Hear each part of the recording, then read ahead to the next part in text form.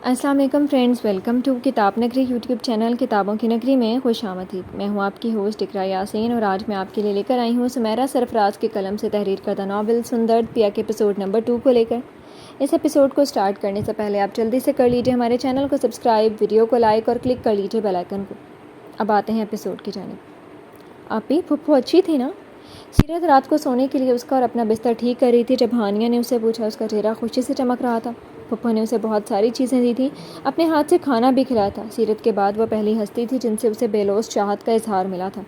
ہانیہ کی ملاقات میں ان کی گرویدہ ہو گئی تھی۔ وہ بچی تھی، پیار کی خوشبو نے اسے اسیر کر لیا تھا۔ اس نے ایک نظر اس کا معصوم چہرہ دیکھا، پھر مسکرا دی۔ ہاں اچھی تھی تمہاری پھپھو۔ اس نے بیڈ پر بیٹھتے ہوئے اس کی تائید کی۔ سچ تو یہ تھا کہ اسے بے سہرا خاتون اچھی لگی تھی۔ سیرت کے ساتھ ان کا رویہ خاصا مشفقانہ تھا۔ ہم ان کے گھر چلیں گے نا شادی میں؟ ہانیہ اس کے برابر لیٹ کر بھی مسلسل وہیں کھوئی ہوئی تھی۔ سیرت نے دوپٹہ اتار کر سرہانے رکھا اور چادر سینے تک اوڑھ کر ہانیہ کے گرد بازو پھیلا لیا۔ یہ تو گل مما ہی بتائیں گے کہ چلیں گے یا نہیں، اس نے ایمانداری سے جواب دیا۔ اس کا سابقہ تجربہ تو یہی تھا کہ اسے کبھی کہیں بھی ساتھ نہیں لے جایا جاتا تھا۔ اب سو جاؤ، صبح اسکول بھی جانا ہے نا؟ سیرت نے اس کا رخ اپنی طرف کر کے تھپکنا شروع کر دیا۔ ہانیہ تھوڑی دیر میں غنودگی میں جا چکی تھی۔ سیرت نے سرہانے رکھی کتاب اٹھا لی۔ آج کل وہ اشفاق احمد کو پڑھ رہی تھی۔ رات کو کی خاموشی اور اطمینان کے ساتھ مطالعہ کرنا اس کا محبوب مشغلہ تھا۔ وہ نیم دراز ہو کر کتاب ہاتھ میں لیے پوری طرح مگن تھی۔ سیاہ بالوں کی موٹی سی چوٹی سینے پہ ڈالے وہ کسی جملے کو پڑھ کر مسکرائی تھی کہ اچانک اس کے کمرے کا دروازہ ٹھا کر کے کھولا گیا۔ وہ ہڑبڑا کر متوجہ ہوئی تو سامنے شامل انکل کھڑے تھے۔ اپنے بے پرواہ حلیے پر افسوس کرتے ہوئے اسے یاد آیا کہ وہ ہانیہ کی باتوں میں لگ کر دروازہ مقفل کرنا بھول گئی تھی، اور شامل صاحب ہمیشہ کی طرح بنا دستک دیے گھسے چلے آئے تھے۔ اس نے صورت سے دوپٹہ اپنے وجود پر پھیلایا تھا، مگر سامنے کھڑے بے باک شخص نے نگاہ پھیرنا ضروری نہ سمجھا تھا۔ کوئی کام تھا انکل؟ اس نے بہت ضبط کرتے ہوئے پوچھا تھا۔ وہ گل سو گئی ہے، مجھے چائے کی طلب ہو رہی تھی، سوچا تم سے کہہ دوں۔ وہ ڈھٹائی سے اسے گھورتے ہوئے کہنے لگے۔ سیرت نے بمشکل خود پر قابو پایا۔ یہ چائے کی طلب انہیں آج کل بہت ہونے لگی تھی، اور وہ ہمیشہ گل ماما کے سونے کے بعد ہی ہوتی تھی۔ وہ خاموشی اور احتیاط سے ہانیہ کے پہلو سے اٹھی۔ آپ جائیے، میں لاتی ہوں۔ اس نے انہیں ٹالنے کی آخری کوشش کی جو دروازے میں جم کر کھڑے تھے۔ ٹھیک ہے۔ بدستور اسے گھورتے ہوئے انہوں نے ذرا سا کنارے ہوتے ہوئے اسے گویا نکلنے کا راستہ دیا۔ سیرت قرآنی آیات کا ورد کرتے ہوئے احتیاط سے وہ برائے نام فاصلہ پار کر گئی۔ کچن میں آ کر چائے چڑھانے تک اسے گھر کی خاموشی سے شدید خوف آنے لگا، اور جو کبھی یہ شخص اپنی خباثت پہ اتر آیا تو مجھے بچانے والا بھی کوئی نہیں ہوگا یہاں۔ چائے کی کیتلی کو گھورتے ہوئے اس کی آنکھیں خود بخود جلنے لگیں۔ بن گئی چائے؟ وہ پھر اس کے پیچھے کچن تک آ گئے تھے۔ سیرت نے کوئی جواب نہ دیا۔ تمہیں برا تو نہیں لگا میں نے تمہیں ڈسٹرب کر دیا؟ اس کے عین پیچھے آ کر کھڑے ہو گئے تھے، یوں کہ سیرت کو ان کی گرم سانسیں اپنی کان کے لوؤں پر محسوس ہونے لگی۔ اس کا لہو خشک ہونے لگا۔ ارے چائے ابل رہی ہے۔ وہ چولہے سے لگ کر کھڑی سیرت کے گرد بازو پھیلا کر چولہا بند کرنے کا بہانہ کرنے لگے کہ عین اسی وقت سیرت نے چائے کا برتن ہلا کر گرم چائے چولہے پر گرا دی۔ اس کا اپنا ہاتھ بھی جل گیا تھا۔ شامل فطری طور پر گھبرا کر پیچھے ہٹے۔ یہ مہلت سیرت کے لیے بہت تھی۔ اندھا دھند بھاگتی ہوئی وہ اپنے کمرے میں آ کر بند ہو گئی۔ چوکھٹ پر بیٹھ کر زاروں کی طرح روتے ہوئے اس نے کئی شکوے اپنے اللہ سے کر ڈالے۔ وہ کیسے بتائے اور کسے؟ کیا گل ماما کو نہیں دکھتا کہ وہ اسے کبھی بیٹی نہیں کہتے تھے؟ ان کی آنکھوں اور انداز میں شفقت کی جگہ ہوس ناچتی تھی۔ پچھلے کچھ عرصے سے وہ یوں ہی اس کا راستہ روکنے لگے تھے، بلا وجہ اسے ہاتھ لگا کر مخاطب کرتے تھے۔ اس گھر کی زمین بھی اس پر تنگ ہونے لگی تھی۔ وہ اپنی بے بسی پر جتنا روتی کم تھی۔ یہ ناول آپ کتاب نگری کے یوٹیوب چینل پر پڑھ اور سن رہی ہیں۔ پھر کیا سوچا ہے آپ نے؟ صبح ناشتے کے میز پر گلناز نے شامل کو مخاطب کیا جو بظاہر چائے پی رہے تھے، مگر ذہن سیرت کی کل رات والی چالاکی کو سوچ سوچ کر کھول رہا تھا۔ کس بارے میں؟ انہوں نے غائب دماغی سے جواب دیا۔ زہرا آپا کے گھر شادی ہے، وہاں جانے کا پوچھ رہی ہوں۔ گلناز نے لہجہ تھوڑا بلند کر کے پوچھا۔ انہیں لگا شاید شامل کو آواز نہیں آئی تھی۔ شامل چونکے۔ ہاں چلیں گے، میں اور تم۔ انہوں نے چائے کا کپ واپس رکھتے ہوئے جواب دیا۔ گلناز کو ان کے عدم دلچسپی صاف محسوس ہوئی۔ میں چاہ رہی تھی بچیوں کو بھی لے جاؤں، آپا بہت اصرار کر رہی تھی۔ پھر دوسرے شہر جانا، یہاں اکیلی کیسے رہیں گے دونوں؟ مگر ہانیہ کا اسکول، بہت چھٹیاں ہو جائیں گی۔ وہ تذبذب کا شکار تھی۔ شامل کو جیسے ان کی آخری بات سے کلو مل گیا۔ وہ اچانک متوجہ ہوئے۔ تو ایسا کرتا ہوں، تمہیں ٹرین میں بٹھا دیتا ہوں، تم رسمیں نپٹا لینا، جمعے کی بارات ہے، میں ہانیہ اور سیرت کو لے کر جمعے کی شام تک پہنچ جاؤں گا، اسکول بھی مس نہیں ہوگا اس کا۔ ناشتے کے برتن اکٹھے کرتی سیرت کے ہاتھ ٹھٹک گئے۔ 3 دن گل ماما کے بغیر اکیلے اس گھر میں گزارنا، وہ بھی شامل صاحب کی موجودگی میں، سوچ کر بھی اس کی جان نکلنے لگی تھی۔ اس نے ایک نظر سوچ میں ڈوبی گلناز پر ڈالی اور دوسری نظر شیطانی مسکراہٹ سے اسے گھورتے ہوئے شامل پر۔ میں آپ کے ساتھ چلوں گی گل ماما، پلیز۔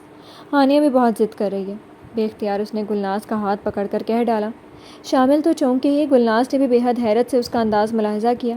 اس نے آج تک کہیں جانے کے لیے ان سے کہا نہیں تھا، اور وہ بھی اس طرح بے چین ہو کر۔ گلناز پر آگہی کے کئی در واہ ہو گئے۔ کوئی ضرورت نہیں ہے، تمہاری وجہ سے میں ہانی کی پڑھائی کا لاس نہیں کروا سکتا۔ تم دونوں میرے ساتھ جمعے کو چلو گی۔ شامل نے تل ملا کر سیرت کو گھورا۔ اس نے خوفزدہ نظروں سے گلناز کو دیکھا۔ ہانیہ کی کوئی لاس نہیں ہوگا ماما، میں اس کی ٹیچر سے بات کر لوں گی جا کر، پلیز۔ گلناز کے ہاتھ پر اس کی گرفت بڑھ گئی تھی۔ ٹھیک ہے، تم تیاری کر لو، انہوں نے سنجیدگی سے کہتے ہوئے اپنا ہاتھ اس کی گرفت سے نکال لیا۔ مگر شامل نے کچھ کہنے کے لیے منہ کھولا تو گلناز نے ہاتھ اٹھا کر انہیں روک دیا۔ جب وہ کہہ رہی ہے کہ وہ سب ہینڈل کر لے گی تو آپ کو پریشان ہونے کی کوئی ضرورت نہیں ہے۔ یوں بھی ہانی کی اسٹڈیز اسی کی ذمہ داری ہیں۔ ان کے مضبوط لہجے پر شامل کے لب سل گئے، مگر آنکھوں سے پھوٹتے شرارے سیرت کے اوسان خطا کرنے لگے۔ وہ گھبرا کر اس منظر سے غائب ہو گئی۔ یہ ناول آپ کتاب نگری یوٹیوب چینل پر پڑھ اور سن رہے ہیں۔ یوں تو اس نے محض شامل سے بچنے کے لیے شادی میں جانے کی بات کی تھی، مگر جب اسے وہاں جانا ہی تھا تو فطری طور پر وہ پرجوش ہو گئی تھی۔ اس نے اپنی ننھی سی زندگی میں کبھی کسی شادی میں شرکت نہیں کی تھی۔ اسے سوچ کر اچھا بھی لگ رہا تھا اور گھبراہٹ بھی ہو رہی تھی۔ جانے سے ایک دن پہلے گل ماما نے اسے کچھ اچھے جوڑے شادی میں پہننے کے لیے لا دیے تھے، ساتھ میچنگ جیولری اور جوتے بھی۔ ہانیہ کی بھی مقدور بھر تیاری انہوں نے کر ہی دی تھی۔ پہلی بار ٹرین میں بیٹھنا اور باہر کی فضاؤں میں سانس لینا اس کے لیے بڑا خوشکن تجربہ تھا۔ وہ اور ہانیہ راستے بھر ہوانوں کی طرح ایک ایک چیز کو نوٹ کرتی ہوئی آئی تھیں۔ ان سے پرے گلناز کسی گہری سوچ میں غرق تھیں۔ سیرت کی عمر کے 18 سال پورے ہونے پر اس کے باپ کے سب جمع پونجی بما اس گھر کے اس کے حوالے ہونے والی تھی۔ شامل آج کل اٹھتے بیٹھتے اس بات کا ذکر کرنے لگے تھے۔ صاف ظاہر تھا کہ وہ سیرت کی جائیداد پر قبضہ کرنا چاہتے تھے۔ انہیں اس کے حال کے ساتھ ساتھ اس کا مستقبل بھی محفوظ کرنا تھا، مگر سیرت ابھی اس قابل نہیں تھی کہ یہ سب سنبھال پاتی، اور وہ اکیلی کب تک شامل کا مقابلہ کر سکتی تھی۔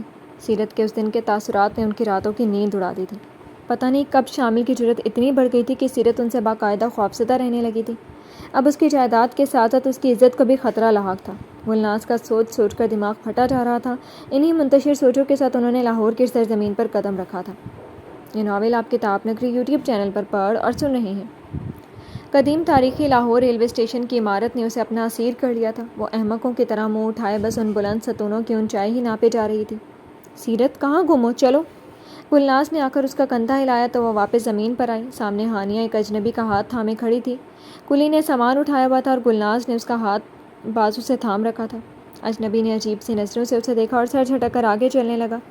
ہانیہ برابر اسے باتیں کی جا رہی تھی جسے بڑا پرانا یارانہ ہو۔ سیرت نے اثر-نو دوپٹہ سر پر جمایا اور گلناز کے پیچھے پیچھے چلنے لگی، مگر نظر اب بھی بار بار اسٹیشن کی عمارت سے لپٹے جا رہی تھی۔ رافع نے گاڑی کا لاک کھولنے سے لے کر سامان رکھنے تک اس کم عمر لڑکی کی آنکھوں میں چھپی حیرانی اور شوق اچھی طرح محسوس کر لیا تھا۔ اس کی حالت دیکھ کر کوئی بھی کہہ سکتا تھا کہ اسے کبھی دھوپ لگانے کے لیے بھی گھر سے باہر نہیں نکالا گیا تھا۔ نہ چاہتے ہوئے بھی اسے بہت عجیب محسوس ہو رہا تھا۔ شکل سے بہت ہی حسین اور ریفائنڈ نظر آنے والی اس لڑکی کا رویہ اور انداز بے حد اب نارمل تھے۔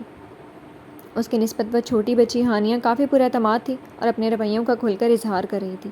وہ پیشے کے اعتبار سے ڈاکٹر تھا اور اپنی فطرت کے ہاتھوں مجبور بھی۔ اسے ہر انسان پر اتنا ہی غور کرنے کی عادت پڑ چکی تھی۔ بقول اس کی کولیگ ڈاکٹر ساریہ کے، وہ انسانوں میں مریض ڈھونڈتا تھا۔ کینال روڈ سے گزرتے ہوئے گاڑی کھڑکی سے جھانکتی سیرت آفاق اسے کوئی مریض ہی معلوم ہو رہی تھی۔ ایک عجیب سی بیزاری محسوس کرتے ہوئے اس نے اپنی توجہ اس اجنبی لڑکی پر سے ہٹانی چاہی۔ لاہور تو بالکل نیو یارک بنتا جا رہا ہے، کتنا صاف اور نکھرا نکھرا ہو گیا۔ یقین نہیں آتا کہ یہ وہی شہر ہے جس میں بس لوگ بادشاہی مسجد اور شالیمار باغ دیکھنے آتے تھے۔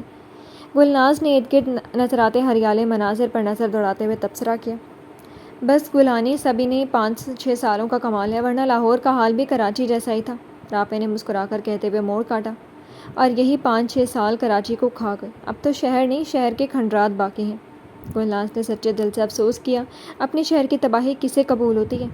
لیکن اس میں بڑا ہاتھ انہی لوگوں کا ہے جو اس شہر کی ملکیت کے دعوے دار ہیں۔ جب گھر کے لوگ ہی گھر بنانے میں دلچسپی نہیں لیتے تو باہر والوں کو کیا پڑی ہے کہ فکریں مول لیں؟ رافع نے سچی بات کہی تھی۔ گلناز نے بس سر ہلا دیا۔ سیرت اس بیچ اس گفتگو سے بے نیاز پنجاب یونیورسٹی کے ہرے بھرے کیمپس دیکھنے میں محو رہی۔ اور تم سناؤ، تمہاری جاب کیسی جا رہی ہے؟ آپا کہہ رہی تھی کہ تم اسپیشلائزیشن کے لیے باہر جانا چاہتے ہو۔ گلناز نے یاد آنے پر پوچھا۔ جی آنے ارادہ تو ہے، باقی جو اللہ کو منظور۔ فی الحال تو امی نے میرا جینا دو بھر کیا ہوا ہے کہ شادی کر لو، کہیں آپ سے بھی تو لڑکیاں دیکھنے کا نہیں کہہ دیا؟ وہ شرارت سے کہتے ہوئے انہیں دیکھنے لگا۔ گلناز بظاہر مسکرا دی، مگر نظر اس کے وجیح چہرے پر جیسے جم سی گئی تھی۔ اونچا، لمبا، خوبرو، اعلیٰ تعلیم یافتہ، قابل ڈاکٹر بیٹا، کیا کیا خواب اور ارمان نہیں ہوں گے زہرا آپا کے، اور کسے قبول نہیں ہوگا ایسا شاندار لڑکا؟ نظریں یوں ہی بھٹک کر سیرت پر گئیں تو دل نے بچکانہ سی خواہش کر دی، اگر ایسا ہو سکتا تو زہرا آپا خود مجھ سے کہتی۔ اس دن کتنا غور کر رہی تھی سیرت پر۔ دماغ نے فوراً ڈپٹ کر آئینہ دکھایا۔ اسی اثنا میں گھر آ چکا تھا۔ لاہور کے خوبصورت پوش علاقے میں وسیع رقبے پر پھیلی خوبصورت سی کوٹھی زہرا محل کے نام سے منسوب تھی۔ رافع نے سامان اتارتے ہوئے پھر اس بے خبر کی طرف دیکھا جو ارد گرد بنے ہوئے بڑے بڑے محلوں جیسے گھروں کو حیرت اور شوق سے تک رہی تھی۔ اسے نہ جانے کیوں ہنسی آنے لگی۔ سیرت چلو اندر، بلانے کی تنبیہی آواز پر اس کا قہقہا چھوٹتے چھوٹتے بچا۔ اسٹیشن والا منظر جو یاد آ گیا تھا، یقیناً اب بھی انہوں نے اسے ایسے ہی جھنجھوڑا ہوگا۔